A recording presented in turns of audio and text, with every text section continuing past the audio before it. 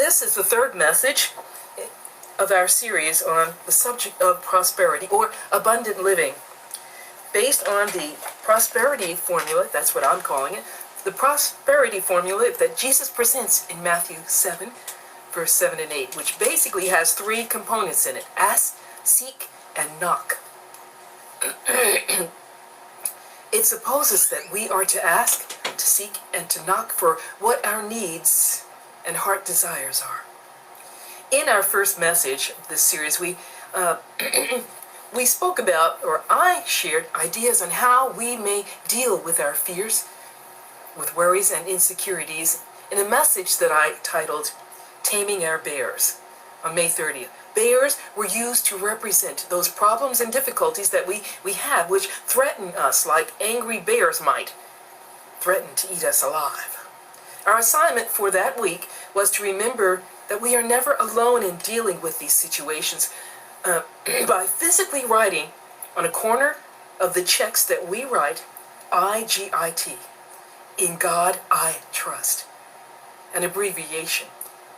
And on the cash money that we use to pay for items or that we share, in a corner of the check on that side that says in God we trust, I invited you to scribble in a little IGIT for in God we trust. Or if you prefer, just use your imagination to write that IGIT on that cash money. We can use our imagination that way.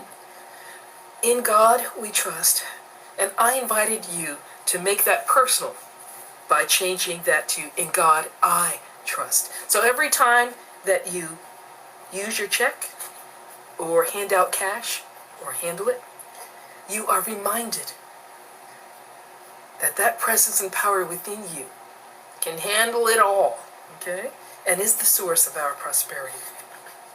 Now last Sunday, June 6th, in a message called The Art of Asking, Who, Why, and How, we explored the first aspect of the prosperity formula: ask, and it will be given to you. We explored the fact that in unity, asking God doesn't mean begging or supplicating God to give us something or to do something for us, but rather, when we ask in unity, it is a spiritual process by which we name and claim the good that we know is already present and available to us right now in our consciousness.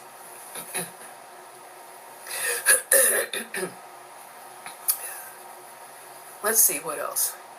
Yes. Our challenge is to know and to understand that the good that we name and claim inwardly will appear outwardly in our life and experience in the working of a trinity that I call divine love, divine order, and divine timing.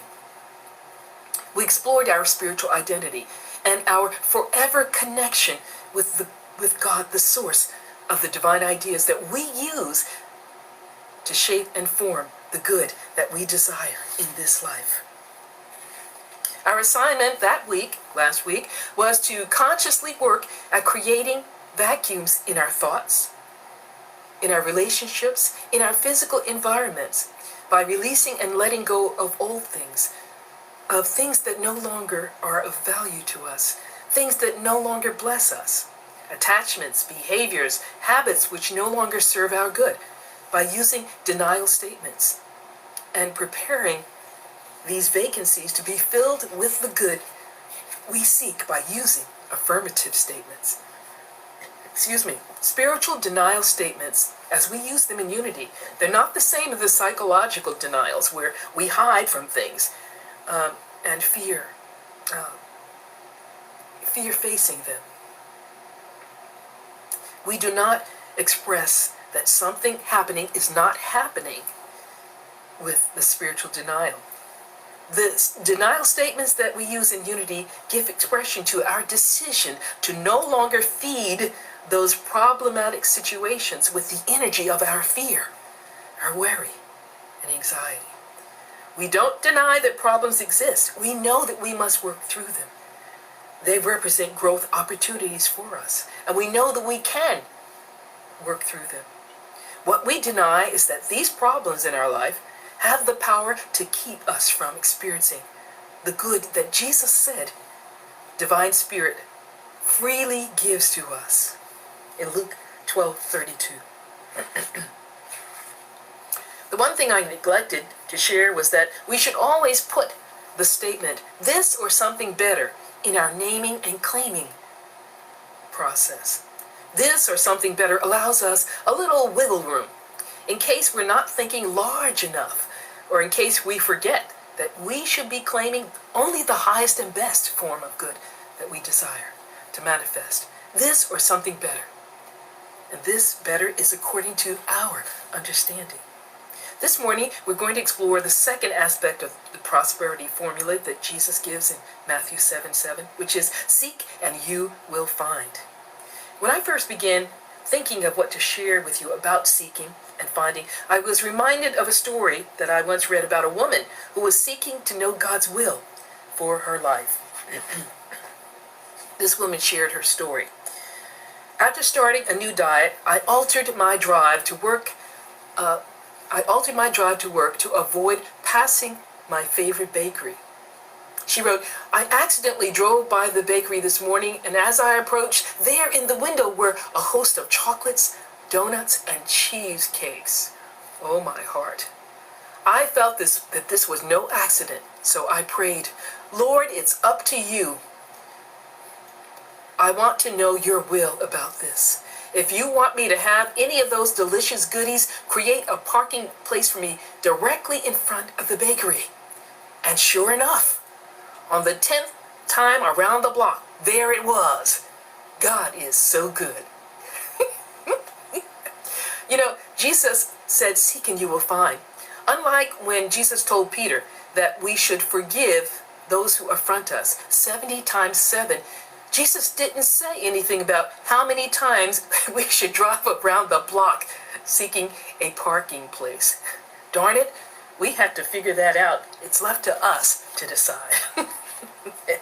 But one thing about seeking our good, we must have some sense or some idea where to look for the good that we seek. And we get this by asking, by naming and claiming the good we seek. Otherwise, we're like the monk who was out looking for his lost eyeglasses in the street.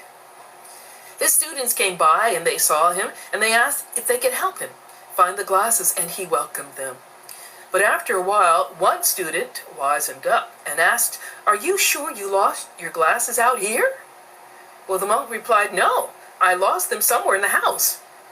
Well, the student said, why do you have us helping you look out here in the street for them? To which the monk replied, there's more light out here. Okay. If we're going to seek something, we have to, on some level of our being, have a sense that we can find this thing and have a sense of where we might look for this. 3 powerful spiritual abilities that we are all born with help us in the process to undertake or to bring the good that we need or desire into manifestation. And these are love, faith, and the imagination. Love gives us the ability to feel desire for our good. It's a motivating factor. It brings the power of attraction, which helps attract our good to us. Faith enables us to see and to hold on to the possibility of having our good before it actualizes in our experience. In Hebrews 11:1, we read about faith that it is the inner spiritual faculty which allows us to have an inner assurance of things hoped for and a spiritual evidence of things not seen. I don't know if you can hear him or not, but that's Nicholas, I'm sure, trying to get into the cabinet where the cat food is. I've got rubber bands around the 2 handles from 2 different... Oh, there you are. He realizes that he can't get in there, but he has faith that he does, so he keeps trying it. And actually, he does get in that cabinet when I forget to put that latch on there.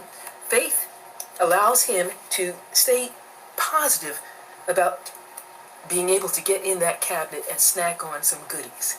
Okay. There are all kinds of seekers in this world, and all kinds of things that people seek in this earthly experience. Some people seek success, fortune, fame. Some seek material riches. Some are seeking health and wholeness, or loving relationships, or harmonious and supportive friendships. And some are seeking to understand more about the universe. Some are seeking to know themselves better and to know God. None of these searches are improper. There are different searches for different people and for the different spiritual levels that they are experiencing and expressing from in a particular time in their lives. My bet is that each of you listening this morning have called yourself a seeker of something at some point in your life, and you may still even call yourself a seeker. You have probably, even though you have probably changed what you were seeking many times over during your life. I like to think of myself as a seeker, but more so these days as a finder, you know? That reminds me of that little statement. Losers, weepers, finders, keepers. It's very positive for the one who finds, okay? But anyway, I was about 13 years old when I realized that I was looking for greater understanding about my life. My twin sister and I were 13 years old, and we had begun exploring spiritual things. About that time, we were fascinated with the TV shows and the movies about psychics and mediums communicating with people on the other side of life. We found and we bought an Ouija board, and we began quietly working with it, I would say, under the cover of night in our shared bedroom. I don't think our parents knew about the board. But one evening, my twin and I decided, as we were asking it questions, and we were placing our fingers on the little planchette thing, the little triangle thing that moves around the board and stops at different letters to spell out the answer to your questions. And it was moving for us, but we decided to test that board to see whether it indeed could put us in touch with spirits on the other side of life. A scary deal, I know, but we were that curious. So, we decided that we would choose our great aunt, Aunt Elizabeth, lived in California. Now, Aunt Elizabeth was living at that time in California, and we knew that she was psychic. I don't recall whether we had ever met her when we were growing up, but we knew that she lived in California. We'd seen pictures of her, and we knew that the family said that she had psychic abilities. So we decided to test this board to have it connect or hook us up with Aunt Elizabeth spiritually. Well, we knew enough about this kind of practice to surround ourselves with white light and with prayers of protection. But we began then calling out on Elizabeth's name to make contact with her over this board. And up until that point, I didn't realize that I was searching for God. But I was struck dumb by what happened. Mom came to the door, and she saw us working with the board, and she said, she had a strange look on her face, and she said, "Your aunt, great Aunt Elizabeth, wants to speak to you girls on the phone." I was speechless. I was in shock. Okay. Oh my gosh, this thing works. It can connect us to spirits. What a scary thing. So we marched out into the living room where the phone was, and my twin spoke with Aunt Elizabeth first. But we did commiserate later, and I found out that she was asked basically the same thing I was on the phone. When I took the phone, there weren't any of the normal pleasantries. Aunt Elizabeth asked me directly, as if she was staring me right in the face over that phone, "Where are you searching for God?" Again, at that point, I didn't know I was searching for God. I just thought I was interested in psychic things, And so I didn't know what to say. And she said even more forcefully, she asked more forcefully, "Where are you searching for God?" And I quickly responded, without thought, "Within," I said. Immediately, Aunt Elizabeth seemed to relax, and she told me, "Well, okay. I saw your light, but now I won't worry about you. Give the phone back to your mother." And with that, my twin and I were dismissed, and we went back to our bedroom. Even though our aunt was alive, it was still a scary thing to realize that you could connect with someone like that. Later in life, I realized it wasn't the board at all. We were making spiritual contact with our aunt through consciousness. But I don't know what happened to that Ouija board. We never played it again. We probably threw it away. Our mom never, or dad never asked about it. And so I began to realize that I was a seeker of truth, a seeker of God. Although I didn't fully understand what this meant at the time. I grew into that understanding. You may have had a similar introduction to the experience of being a seeker yourself, as a child or as an adult. But in this prosperity formula, seek and you will find, Jesus is recognizing that whatever we decide to seek, whether it is fame and fortune, or whether it is a deeper understanding of our true self or God within, we find what we are looking for. This is a major aspect of prosperity. If we seek, we will find. How many people are unaware that they are seeking something more in life? There is often a feeling of something is missing in our life. We may have questions that others don't understand. Unconsciously, we may feel drawn to certain studies, certain books, certain teachers, certain groups, and in our search or quest for the truth of our being, this is called the call of soul or the call of spirit.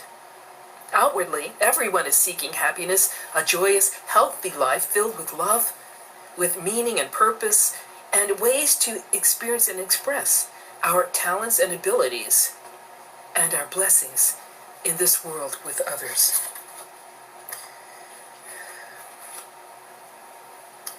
And included in all of this is abundant living. We desire to bring the good that we seek into our very life experiences. I'd like to share right now that I'm not an expert on the topic of prosperity. I'm a student, and there is much that Unity teaches about prosperity and living the abundant life. We do believe that as expressions of God, made in the image and likeness of God, that living life abundantly is something that Spirit, divine love, wants for us. Besides this, as I mentioned last Sunday, Jesus told us that his mission, his work, was so that we might have life and have it more abundantly. John 10:10. As we grow spiritually, we begin to let go of more of the ego self with its collections in consciousness, and we begin to express more and more of the life of our true self. We call it the Christ within here in Unity. There are books and more books on this topic which encompass all of life.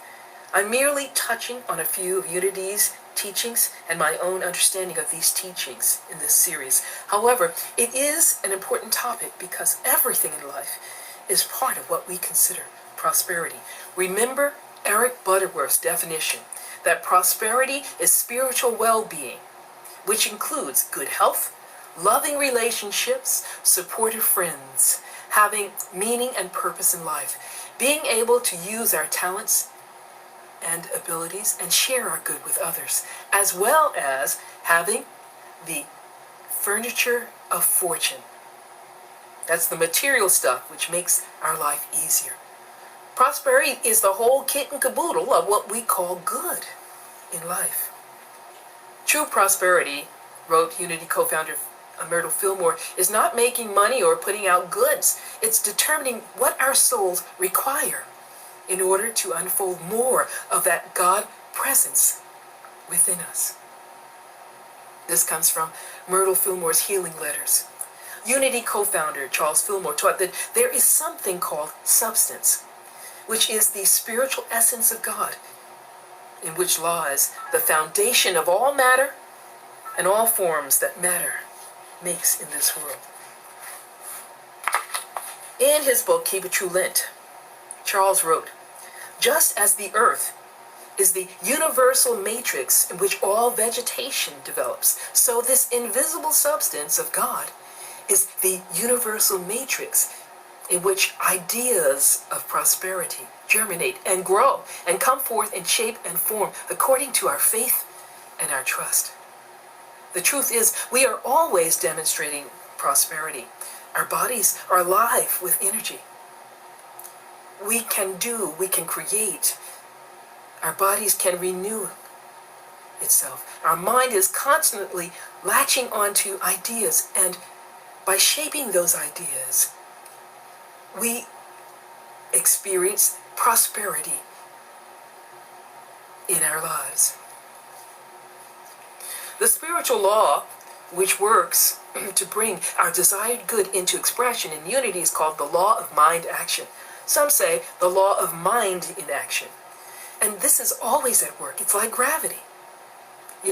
It works even if we are not aware that it's working. What this law states is that the thoughts we hold in mind will produce of their kind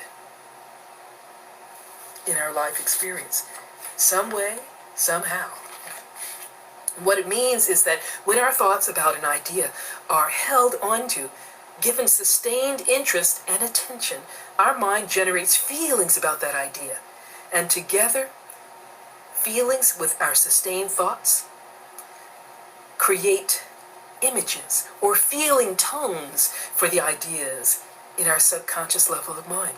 So in terms of this aspect of Jesus' prosperity formula called seek and you will find, it is our thoughts combined with our feelings plus the image that we create when we combine our thoughts and feelings, the image of the good we seek, which is an important trinity in this process of clothing the invisible substance of God and giving it birth in our life experience.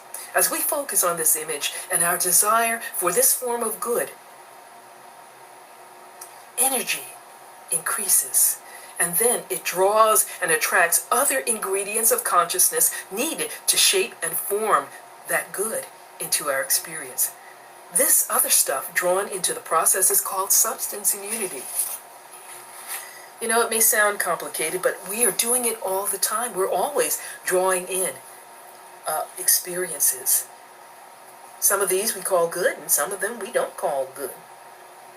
Charles Fillmore said, "This inexhaustible mind substance is available at all times, and in all places to those who have learned to lay hold of it in consciousness. The spiritual substance from which comes all visible forms of wealth is never depleted. It is right with us all the time, and it responds to our faith in it and the demands that we place upon it. The demands we place upon it are basically two things. What we do when we ask for the good that we desire. We name and claim it, make room for this good in our thoughts, in our physical environments, in our relationships. When we seek our good, that is learning where to look, where to find this good, because we know that God is the source of this good. Eric Butterworth reminds us that we're always molding inexhaustible mind substance through our mental concepts. He wrote, whether we are aware of it or not.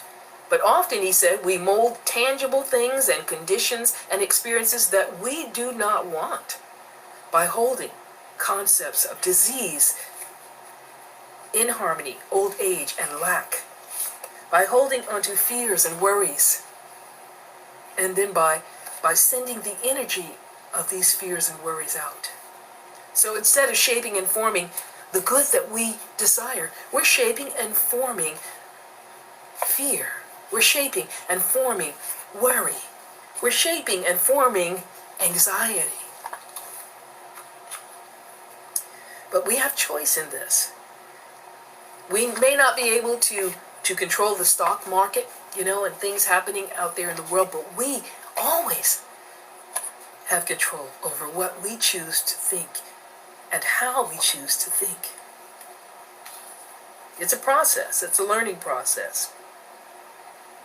Unity co-founder Charles Filmer says that daily concentration of our mind on spirit, God, and divine ideas and its attributes will reveal that the elemental forces that make all material things are here in the ether, awaiting our recognition and use.